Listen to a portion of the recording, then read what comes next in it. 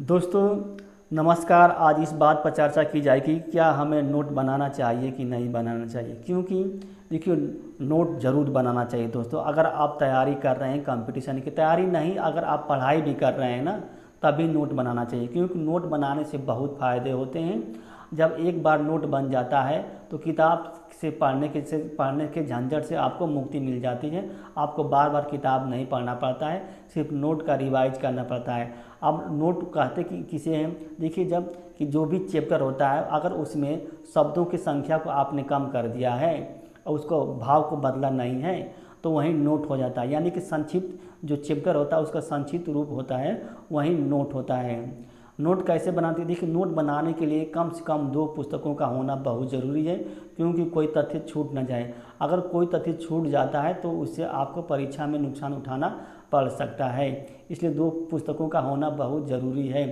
और नोट जिस चैप्टर का, जिस सब्जेक्ट का नोट बना रहे हैं, जो अगर मान लो आपके पास 2 बुक है तो जो चैप्टर पढ़ रहे हैं वहीं सेम चैप्टर दूसरे बुक में पढ़िए और दोनों का मैचिंग कीजिए, कंपेयर कीजिए, कि ताकि दोनों में से कोई चीज़ तो तथ्य छूटने ना पा जाए। अगर छूट जाएगा तो समस्या हो जाएगी।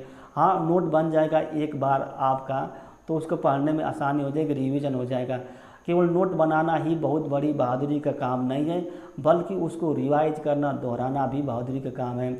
जब तक आप उसको रिवाइज नहीं करेंगे, दोहराएंगे नहीं, तो आपको मस्तिष्क में क्या वो बातें सेट नहीं की, बैठेगी नहीं। एक समय के बाद क्या आपके मस्तिष्क से बाउंस हो जाएगी। तो आप बार बार उसको दोहराते जब तक कि आपके मस्तिष्क में न बढ़ जाए। और नोट क्या है, सारगर्भित होना चाहिए, संक्षिप्त होना चाहिए। उसका नोट बनाते समय उस किताब का, उस चैप्टर का केंद्रीय भाव नहीं छूटना चाहिए। अगर उसका केंद्रीय भाव छूट गया तो समझिए कि और नोट का कोई मतलब नहीं निकलने वाला। केंद्रीय भाव हमेशा रहना चाहिए नोट में। बस खाली थीम जो होती है, शब्द केवल शब्द क्या कम होना चाहिए, छोटे होना चाहिए, सेंटेंस छोटे होने चाहिए। और नोट जो होती है पॉइंट वाइज बनाना चाहिए ताकि आपको रिवाइज करने में आसानी रहे। एक बार नोट बन जाता है तो दोबारा उसको मतलब किताब को पढ़ने की ज़रूरत नहीं पड़ जाती है। आपका कि इस तरह से क्या है, आपका परफॉर्मेंस भी अच्छा हो जाता है और अपने हाथ से बनाया हुआ नोट जो होता है बहुत ही आसानी से याद भी हो जाता है। इसमें कठिनाई नहीं होती है, न समझने में नहीं याद। क्योंकि पहली बार में आपको कठिनाई होती है नोट बनाने में, उसके बाद एकदम ईजी हो जाता है नोट।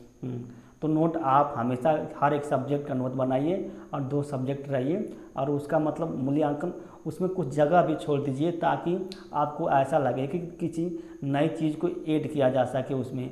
इसलिए नोट की क्या सारगर्भिता और बन जाएगी और आपका नोट एकदम अद्वितीय होना चाहिए दूसरों के नोट से। तभी आपको अच्छा मार्क मिल पाएगा, नहीं तो अच्छा मार्क नहीं मिल पाएगा। आपको उसमें लॉजिक लगाना पड़ेगा, आपको क्रिएटिव बनना पड़ेगा कि हम कौन सा लॉजिक लगाएं, कौन सा क्रिएटिव बने, उसमें क्या ऐड करें कि एग्जामिनर प्रभावित हो जाए, कैसे लिखें।